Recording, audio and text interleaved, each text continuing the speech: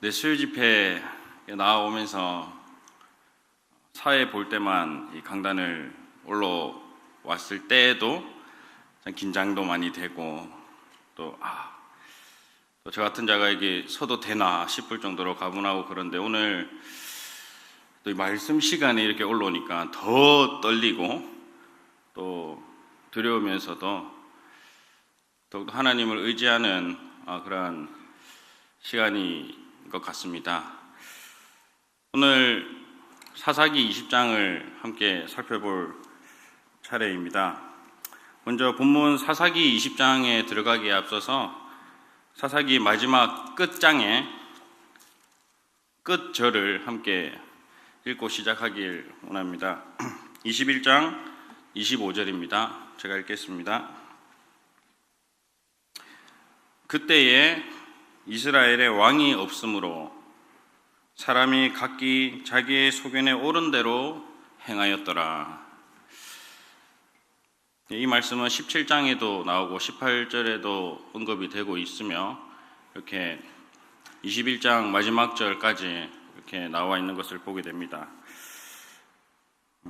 왕이 없을 때, 즉 하나님이 이스라엘 백성들의 왕, 주인이 되지 않았을 때에 얼마나 끔찍한 일이 일어나고 도덕적으로 타락하고 또 문란하고 또 스스로 각자 하고 싶은 대로 다 하는 것을 보게 되고, 그랬을 때에 어떠한 참혹하고 또한 슬프고 또 암담한 결과를 초래하는지를 저희 17장에서 이제 21장까지의 말씀을 통해서 저희들이 알 수 있습니다.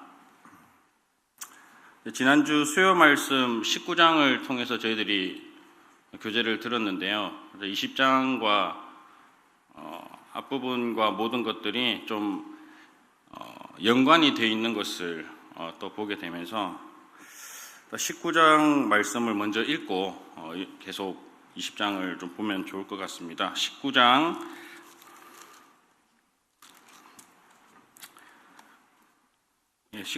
내용을 전체적으로 다 할 수는 없는 거고요. 여기서 보면은 이제 한 레위인과 첩과 종과 같이 가면서 기브아에 머물게 됩니다. 기브아에서 한 노인을 만나서 그 집에 들어가게 되는데요. 그때에 이제 22절 함께 보시겠습니다.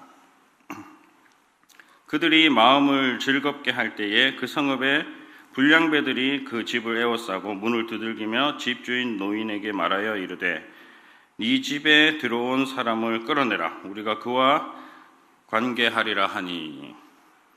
조금 더 내려가셔서 25절 읽겠습니다. 그 무리가 듣지 아니하므로 그 사람이 자기 첩을 붙잡아 그들에게 밖으로 끌어내매 그들이 그 여자와 관계하였고 밤새도록 그 여자를 능욕하다가 새벽 미명에 놓은지라. 좀 더 내려가셔서 29절 보시겠습니다. 그 집에 이르러서는 칼을 가지고 자기 첩의 시체를 거두어 그 마디를 찍어 12덩이에 나누고 그것을 이스라엘 사방에 두루 보내매. 참으로 다시 읽어봐도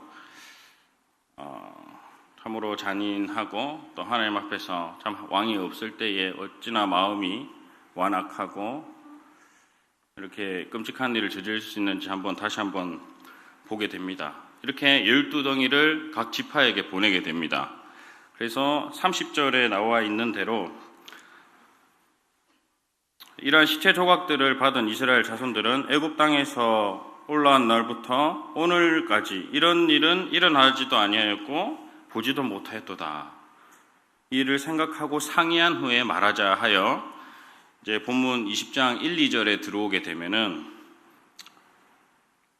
이에 모든 이스라엘 자손이 단에서부터 브에세바까지와 길르앗 땅에서 나와서 그 회중 일제히 미스바에서 여호와 앞에 모였으니 또 온 백성의 어른 곧 이스라엘 모든 지파의 어른들은 하나님 백성의 청회에 섰고 칼을 빼는 보병은 40만 명이었으며 이 말씀이 나오게 됩니다. 이렇게 상의하고 모여서 말하자고 하여 이제 미스바에서 이제 동쪽을 보게 되면 단에서 브엘세바까지 이것은 이스라엘 영토를 얘기를 합니다. 그래서 동쪽에 있는 곳 다 모이고 그리고 서쪽에는 길르앗 땅 거기에서도 이제 모이게 돼서 미스바라는 곳에 다 모여서 이제 이스라엘의 각 지파 어른들이 총회를 엽니다. 어찌하여 이런 일이 하면서 같이 모이게 된 거죠. 그리고 3절에 보게 되면 이스라엘 자손이 말하기를 이 악한 일이 어떻게 일어났는지 우리에게 말하라. 이 한 레위인에게 우리에게 말하라. 이렇게 얘기를 합니다. 그것은 이스라엘 자손들은 이 레위인이 저지른 일을 직접 보고 듣지 못한 상태임을 우리가 알 수 있습니다. 그래서 이 레위인에게 발언할 기회가 생겼고 이 어떻게 일어났는지를 보고할 수 있었고 호소할 수 있는 시간이 주어지게 됩니다. 그것이 바로 4절에서 7절까지의 내용입니다. 4절부터 보시겠습니다. 레위 사람 곧 죽임을 당한 여인의 남편이 대답하여 이르되 내가 내 첩과 더불어 베냐민에 속한 기브아에 유숙하러 갔더니 기브아 사람들이 나를 치러 일어나서 밤에 내가 묵고 있던 집을 에워싸고 나를 죽이려 하고 내 첩을 욕보여 그를 죽게 한지라. 내가 내 첩의 시체를 거두어 쪼개서 이스라엘 기업의 온 땅에 보냈나니 이는 그들이 이스라엘 중에서 음행과 망령된 일을 행하였기 때문이라. 이스라엘 자손들아 너희가 다 여기 있은즉 너희의 의견과 방책을 낼지니라 하니라. 이렇게 되어 있습니다. 우리가 앞서 19장에서 봤듯이 몇 가지 오류가 생겨 있는 것을 보게 됩니다. 이 레위인의 보고에서는 없던 일을 보태어 말하고 있고 또한 있었던 일을 감추는 그러한 보고의 오류를 볼 수 있는데요. 첫 번째는 5절에 나를 죽이려 하고 라고 되어 있습니다. 분명 19장에서 봤듯이 아까 읽은 대로 노인에게 말하여 이르되 네 집에 들어온 사람을 끌어내라. 우리가 그와 관계하리라 하니 이렇게 얘기를 했습니다. 근데 이 한 레위인은 그 이스라엘 모든 장로들이 모여 있는 그곳에서 보고하기를 나를 죽이려 한다, 죽이려 했다, 죽이려 하고 이렇게 보고를 하게 됩니다. 또한 내 첩을 욕보여서 죽게 한 것은 기브아의 불량배들이 맞습니다. 하지만 자기가 살려고 자기의 첩을 자기 손으로 끄집어내서 그들에게 밖으로 넘겨줬다는 말을 쏙 빼고 있는 것을 저희들은 함께 볼 수 있습니다. 이스라엘 이 어른들, 이 장로들이 모여서 이 얘기를 들었을 때 아니 무엇이? 이런 마음이 들지 않았겠습니까? 자기가 저지른 죄를 쏙 빼고 또한 자기를 죽이려고 하지도 않았습니다. 그것은 다음 날 밖으로 나왔을 때 일어나 가자 무정하게 대답했을 때 죽어있는 그 시체를 보고 추정했다고 생각이 되어집니다. 이렇게 저지른 죄를 빼고 이렇게 교묘하게 이렇게 보고하는 것을 보게 될 때 참 자기가 저지른 죄를 고백했다면 어땠을까 생각해 보면서 그런 말을 쏙 뺐기 때문에 이스라엘의 그 모인 장로들은 더 분노하고 더 화가 났을 거라 그런 생각을 다시 해보게 됩니다. 참 이 사건을 보면서 이 하나님 없는 그 마음과 말이 얼마나 간사하고 또 얼마나 교활한지를 우리는 똑똑히 볼 수 있습니다. 즉 하나님 앞에서 이 한 레위인의 자신이 죄를 범했다는 사실을 전혀 깨닫지 못하고 있는 것을 보게 되죠. 또 하나님을 무시하고 또한 업신여기고 이러한 레위인의 보고는 그 뒤에 엄청나게 또 슬프고 또 참혹한 결과를 가지고 오게 됩니다. 자, 이어서 이스라엘 자손들은 이제 8절에서 11절 내용을 저희들이 보듯이 이 레인이 거짓 보고한 그 내용을 듣고는 몹시 화가 난 상태였습니다. 기브아의 거민들의 죄를 징계하기로 스스로 결정하고 하나같이 합심하여 모이게 됩니다. 11절 말씀을 같이 보시면 이와 같이 이스라엘 모든 사람이 하나같이 합심하여 그 성읍을 치려고 모였더라 이렇게 되어 있습니다. 사사기 1장부터 쭉 유래상 이렇게 한 번에 합심되고 이렇게 한 번에 하나가 되고 이렇게 하나가 뭘 하자 해서 한 번 뭉쳤던 적은 없었던 걸로 알고 있습니다만 몹시 화가 나고 이 레위인의 말을 듣고 일제히 하나가 돼서 합심이 돼서 이 성읍을 치기 위해서 한 자리에 모이는 장면을 11절을 통해서 저희들이 보게 됩니다. 이 기브아 거민들, 이 불량배들의 죄는 응당 처리되어야 할 것이 분명히 맞습니다.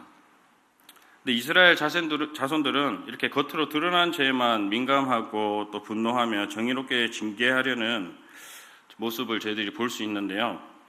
하지만 하나님 앞에서 하나님을 업신여기며 하나님께 엽죽지도 아니하고 또한 자기의 소견대로 옳다고 생각하는 대로 행하는 것 또한 죄임을 이스라엘 자손들은 몰랐던 것 같습니다. 자, 다른 사람들을 판단하는 데는 아주 빠르고 하나가 되고 또한 징계하기를 결정하게 되고 모였지만 정작 자신들은 하나님 앞에서 죄를 범하고 있다는 사실을 전혀 깨닫지 못하는 것을 또 보게 됩니다. 즉, 이 이스라엘 자손들의 이 연합은 참으로 안타깝고 참으로 나중에 어떻게 될지를 모르는 그러한 연합이었던 것을 보면서 결국에는 형제들 간의 내전을 위한 어떤 모임이 되는 것을 나중에 뒤에서 보면 알 수 있게 됩니다. 이렇게 한번 생각해 보게 됩니다. 만약에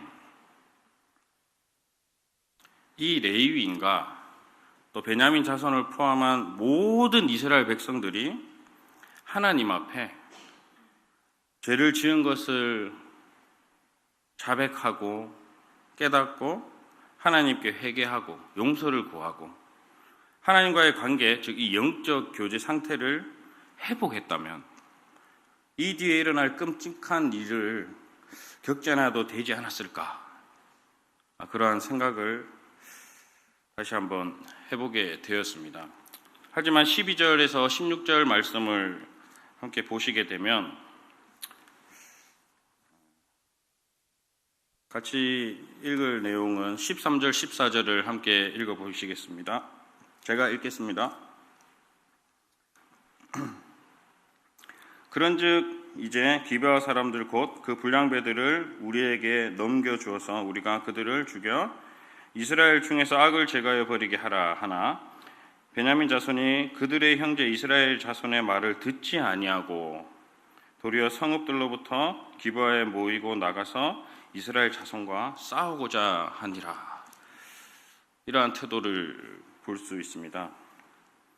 이스라엘 이 모든 지파들의 어른 중에서는 그래도 약간의 지혜가 있는 분들이 좀 계셨지 않았나 생각을 해보게 되면서 베냐민 지파에게 이제 사람을 보냅니다. 보내서 결국 그 베냐민 지파 안에 속해 있는 이 기브아 성읍이었고 거민이었기 때문에 스스로 집안을 좀 다스리도록 기회를 주었습니다. 하지만 베냐민 자손들은 이 교만함과 자만심으로 형제인 이스라엘 자손의 제안을 듣지 않고 도리어 기브아 편에 서서 모이고 싸우고자 해서 형제들 간의 내전이 이제는 발발하게 됩니다. 참 얼마나 슬프고 안타까운 일이 벌어지는지 그 뒤의 내용을 계속 이어서 보게 되면 이제 17절부터 35절까지의 내용이 이제 이스라엘과 베냐민 자손 간에 3회에 걸쳐 내전이 벌어지는 내용입니다. 첫 번째 내전, 첫 번째 전투를 보면 17절에서 23절까지의 내용으로 볼 수 있습니다. 17절에 나와 있듯이 베냐민 자손 외에 이스라엘 자손의 칼을 빼는 자의 수는 40만 명이었습니다. 엄청난 숫자가 모인 것을 보게 됩니다. 하지만 베냐민 자손과 그 기브아 성읍의 병력은 다 합쳐도 26,700명 밖에 되지 않고, 또한 이 이스라엘 모인 이 연합군은 당연히 이길 수 있을 거라는 확신이 있었을 것 같다라는 생각을 하게 됩니다. 왜냐하면 우리에게는 40만 명이라는 병사가 있는데 이 베냐민 지파와 또 기브아 성읍에 있는 성 다 합쳐도 26,700명밖에 되지 않는 것을 보게 되었고, 또한 죄를 지었다고 해서 그 죄를 징계한다는 확고한 목적이 있었기 때문에 이스라엘 자손들은 당연히 승리하리라고 확신했을 것 같습니다. 그래서 18절을 보게 되면 하나님께 전투를 나가기 전에 하나님께 여쭙는 장면이 있습니다. 이스라엘 자손이 일어나 베델에 올라가서 하나님께 여쭈어 이르되 우리 중에 누가 먼저 올라가서 베냐민 자손과 싸우리까 하니 여호와께서 말씀하시되 유다가 먼저 갈지니라 하시니라. 이렇게 얘기하고 있습니다. 승리를 확신하고 있고 자만심이 가득 차 있는 이 이스라엘 연합군에게 이 하나님께 여쭙는다는 것은 오히려 하나의 행사치레로 하는 그러한 행위로 여쭙는 것처럼 느껴지는 것 같았습니다. 제가 봤을 때는 그랬을 것 같다라는 생각도 하게 됩니다. 이렇게 똑같이 여쭙는 장면이 사사기 1장 1절 2절을 보게 되면 나오게 됩니다. 시간 관계상 안 찾으셔도 제가 읽도록 하겠습니다. 여호수아가 죽은 후에 이스라엘 자손이 여호와께 여쭈어 이르되 우리 가운데 누가 먼저 올라가서 가나안 족속과 싸우리까? 여호와께서 이르시되 유다가 올라갈지니라. 보라 내가 이 땅을 그의 손에 넘겨주노라 하시니라. 대적이었던 그리고 정복해야만 했던 그 가나안 족속과 싸우러 올라갈 때 여호와께 질문한 내용입니다. 반면에 18절은 이스라엘 자손이 형제인 같은 백성인 베냐민 자손에게 마치 대적과 싸우는 마냥 여호와께 묻는 것을 저희들이 확인하고 볼 수 있습니다. 같은 형제, 같은 지파, 같은 지파는 아니죠. 이스라엘 안에 지파인데 가나안 족속을 정복하러 갈 때 그 질문과 똑같이 하나님께 질문하는 걸 하나님께서 들었을 때 얼마나 마음이 아프셨을까. 많이 속상하고 슬펐던 것을 또 생각해 보게 됩니다. 이스라엘 자손에게는 죄를 징계하려고 하는 정의감은 있었으나 또 무엇보다도 하나님께만 결정권이 있다는 것과 또 하나님을 믿고 신뢰하는 마음이 없었던 걸로 보여집니다. 하나님은 이스라엘 백성들이 하나님 앞에 죄를 회개하고 자기 소신대로 하지 않고 결정권을 하나님께 넘기고 하나님을 믿고 순종하는 법을 이스라엘 백성들에게 가르치고 싶었던 것 같습니다. 그리고 하나님께서는 대답해 주셨습니다. 유다가 먼저 올라갈지라, 유다가 먼저 갈지라 라고 대답했습니다만 사사기 1장 2절 하반부에 나와 있는 것처럼 내가 이 땅을 그의 손에 넘겨주노라 라는 승리의 약속은 주지 않으셨습니다. 1차 첫 번째 전투가 발발했습니다. 이스라엘 자손은 22,000명에 죽게 되고 베냐민 자손에게 패하게 됩니다. 하지만 이 이스라엘 자손들의 상태를 다시 한번 체크해 볼 수가 있는데요. 22절을 함께 보시겠습니다. 22절에 보시면 이스라엘 사람들이 스스로 용기를 내어 첫날 전열을 갖추었던 곳에서 다시 전열을 갖추니라, 이렇게 되어 있습니다. 첫 번째 이 내전 전투에서 패하고 난 뒤 하나님 앞에 죄를 회개하고 자기 소신대로 하지 않고 결정권을 하나님께 드리고 믿고 순종하는 법을 배우지 못하고 자기 소신대로 스스로 용기를 내어서 다시 자신들의 힘으로 싸우려고 전열을 갖추는 이러한 완악한 모습을 보여주고 있습니다. 또한 23절에 함께 보시겠습니다. 이제 이렇게 실패하고 난 다음에 완악한 마음으로 스스로 용기를 내서 다시 전열을 갖추고 난 다음에 다시 여호와께 물어보는 장면입니다. 23절에 보시면 이스라엘 자손이 올라가 하나님 앞에서 저물도록 울며 여호와께 여쭈어 이르되 내가 다시 나아가서 내 형제 베냐민 자손과 싸우리이까 하니 여호와께서 말씀하시되 올라가서 치라 하시니라. 처음 첫 번째 전투 시작할 때 그 전에 물어봤던 내용과 조금 다른 것을 보게 됩니다. 여기서 새롭게 등장하는 것은 내 형제 베냐민 자손과 싸우리이까.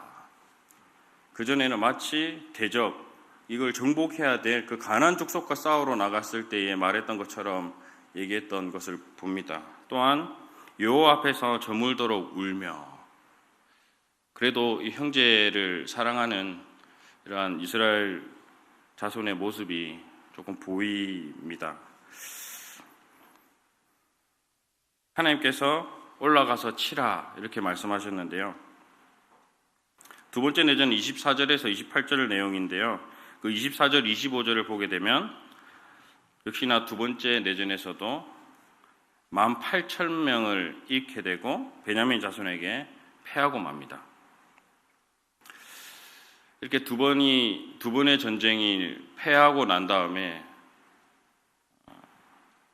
이 이스라엘 이 연합군의 태도는 그 전의 태도와는 좀 달랐던 것으로 보여집니다. 거듭 패배를 경험하고 나서야 비로소 이스라엘 자손들은 보다 근원적으로 패인이 뭔지 생각했을 것이며 스스로 돌아보아 교만하고 완악했던 모습들을 회개하기에 이르게 되는 것 같습니다. 이전까지는 병력의 수요만을 믿고 하나의 요식 행위로 하나님을 찾았지만, 여쭈어 봤지만, 이번에는 이 모든 해결책과 이 모든 것은 오직 하나님께만 있다는 것을 겸허히 받아들이고 그러한 간절한 마음으로 하나님 앞에 나아갔던 것을 또 생각하게 됩니다. 즉 그들은 고난을 통해서 자신의 죄악된 실상을 직시하게 되고 그로 말미암아 하나님의 도우심에 전적으로 순종하는 자세를 배우게 된 것 같습니다. 그것을 이제 26절부터 28절에 보게 되면 이렇게 나오게 되는데요. 먼저 26절을 한번 보시겠습니다.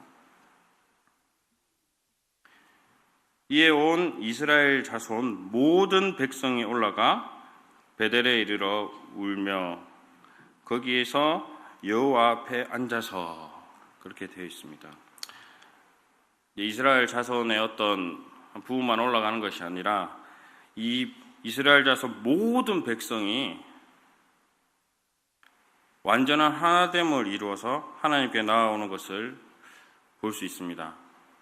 또한 이 모든 백성이 여호와 앞에 앉아서, 이 여호와 앞에 앉아서라는 뜻은 이제 하나님의 임재함을 보고 거기서 눈물을 흘리는 모습이라고 표현하는 분도 있습니다.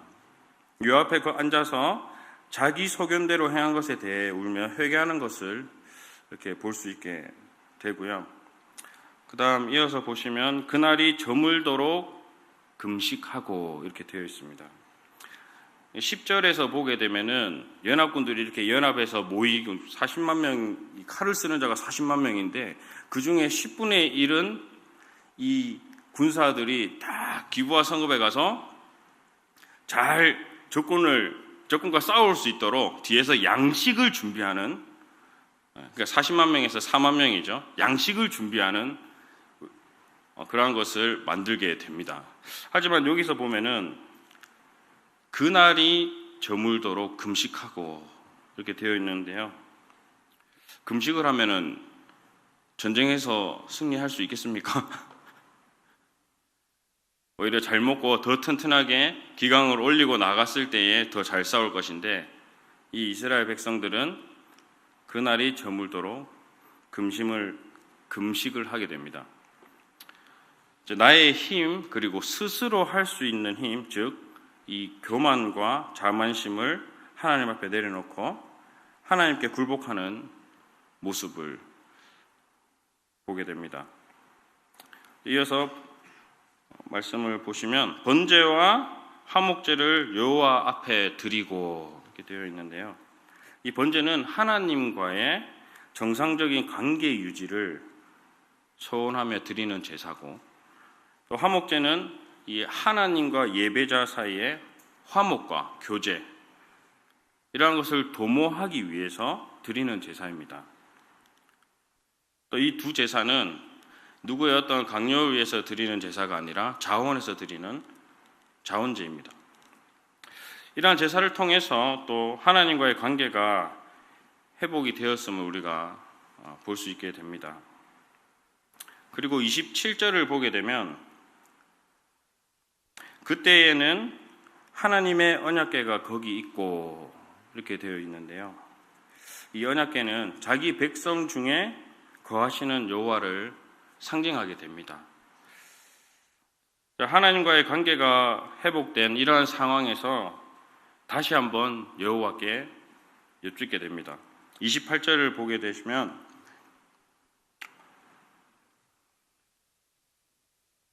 두 번째 줄부터 읽겠습니다. 이스라엘 자손들이 여쭈기를 우리가 다시 나아가 내 형제 베냐민 자손과 싸우리까 말리까 하니 여호와께서 이르시되 올라가라, 내일은 내가 너를 네 손에 넘겨주리라 하시니라.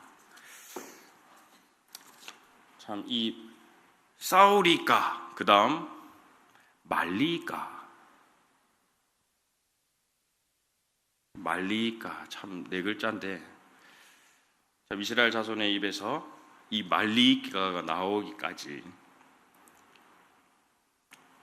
총 4만 명의 병력을 잃고 패배함으로 말미암아 이것을 하나님 앞에 굴복하게 되고 죄를 회개하게 되고 하나님 앞에 선택권을 이렇게 드리는 모습을 볼 수 있습니다. 이제는 겸손함으로 이 전쟁의 결정권을 하나님께 맡기고 하나님의 뜻을 구하며 신뢰하는 모습을 볼 수 있고, 무엇보다도 이스라엘 백성들의 소견대로가 아닌 하나님의 말씀을 구하는 모습이 보이게 되는 것입니다. 그랬을 때에 여호와께서 이르시되 올라가라, 내일은 내가 그를 네 손에 넘겨주리라 하시는지라. 세 번째 내전에 이르러서야 드디어 하나님께서 이 승리의 약속을 주십니다. 세 번째 내전은 29절부터 35절까지 내용을 통해서 볼 수 있습니다. 이렇게 전쟁을 쭉 해오는 가운데 참 감사한 말씀은 35절입니다. 승리의 약속을 주시고 난 다음에 35절을 보시게 되면 여호와께서 이스라엘 앞에서 베냐민을 치심해 이렇게 되어 있습니다. 약속을 주시고 이스라엘 앞에서 이렇게 전쟁에 임하시고, 이 말은 전쟁은 하나님께 속해 있다라는 것을 우리가 알 수가 있습니다. 베냐민을 치심해 당일에 이스라엘 자손이 베냐민 사람 25,100명을 죽였으니 다 칼을 빼는 자였더라. 이렇게 3차에 걸쳐서 내전이 일어났습니다. 하나님의 약속대로 이스라엘 자손들이 세 번째 전투 만에 승리를 거두었습니다. 하지만 형제인 이 베냐민 군사들이 죽임을 당했고 무차별적인 살육이 행해진 것을 우리가 보게 됩니다. 전쟁에서 승리를 하면 승전보를 울리고 나팔을 불고 참 기쁨과 환호가 있었을지언데 이 전투는 정말 안타깝게도 이스라엘 백성에 있어서 지극히 슬픈 날이었습니다. 왜냐하면 비록 하나님 앞에 죄를 회개하고 하나님만을 의뢰하는 법을 확실히 그리고 뼈저리게 배웠지만 이스라엘 백성이 죽인 자들은 대적들이 아니라 자신들의 형제였기 때문입니다. 정리를 하면서 이러한 모든 참 암담하고 끔찍한 이러한 전투를 내용을 보게 되었는데요. 이것은 한 레위인으로부터 시작되었습니다. 참 죄를 짓게 되었고 하나님 앞에 죄를 지었고 또 하나님 앞과 이스라엘 자손들 앞에 본인이 저지른 죄를 감추려고 거짓 보고함으로써 이스라엘 자손들 즉 형제들 간에 내전이 일어나게 됐고 또한 이스라엘 모든 백성들이 하나님 앞에 겸손히 죄를 회개하지 않고 교만해서 서로 죽이는 아주 끔찍한 참담한 결과를 초래하게 되었습니다. 참 이러한 모든 것은 우리가 처음에 말씀을 읽었던 대로 이스라엘에 왕이 없음으로 사람이 각기 자기의 소견에 옳은 대로 행하였더라. 이 말씀이 뒷받침해주고 있지 않나 그렇게 생각을 해보게 됩니다. 참으로 끔찍한 이 전투를 보면서 참 우리가 교훈받을 것이 참 많이 있구나라는 생각을 합니다. 마치 살아갈 때 하나님과 함께 있을 때 참 행복하고 좋지만 우리 또한 하나님 없이 생각하고 하나님이 없이 우리가 살아갈 때 또한 끔찍한 일을 저지를 수 있는 자가 될 수 있다는 것에 대해서 참으로 마음의 경고를 받게 됩니다. 교훈은 몇 가지 마치고 내려가겠습니다.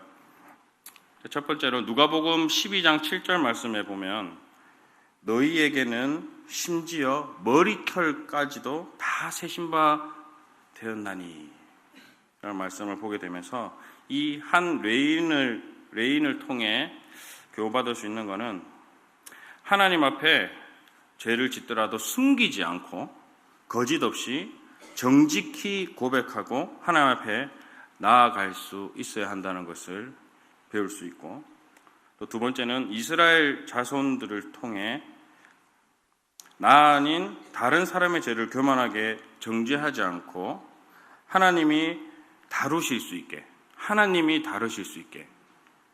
결정권을 내어주고 나 스스로를 하나님 앞에서 돌아보아 기도함으로 분내지 않고 서로 사랑함으로 권면하고 행해야 된다는 것입니다. 또 세 번째, 잠언 16장 5절을 말씀을 보게 되면 무릇 마음이 교만한 자를 여호와께서 미워하시나니 말씀하십니다. 이 베냐민 자손들의 통해서 배울 수 있듯이 교만하게 하나님께 대항하지 않고 또 죄를 인정하고 하나님께 엎드리며 겸손한 자세를 취해야 한다는 것을 배울 수 있습니다. 마지막으로 왕이 없으므로 사람이 각기 자기의 소견에 옳은 대로 행하였더라. 가 아닌 우리에게 왕 하나님이 있으므로 사람이 각기 하나님의 말씀에 옳은 대로 행하는 자가 되기를 진심으로 바라고 또 진심으로 소원하고 우리 모두 저를 포함해서 서울북부 형제 자매님 되셨으면 하는 바람이 있습니다. 참 제가 그래도 이 묵상을 하면서 참 말씀하는 게 참 어렵구나라는 것을 많이 생각하게 되고, 또 오늘 저희가 말씀을 준비하면서 혹시나 잘못된 해석이 있거나 잘못 전달된 내용이 있으면 언제든지 개인적으로 연락을 주시면 감사하게 이렇게 받아들이도록 하겠습니다. 이상입니다. 감사합니다.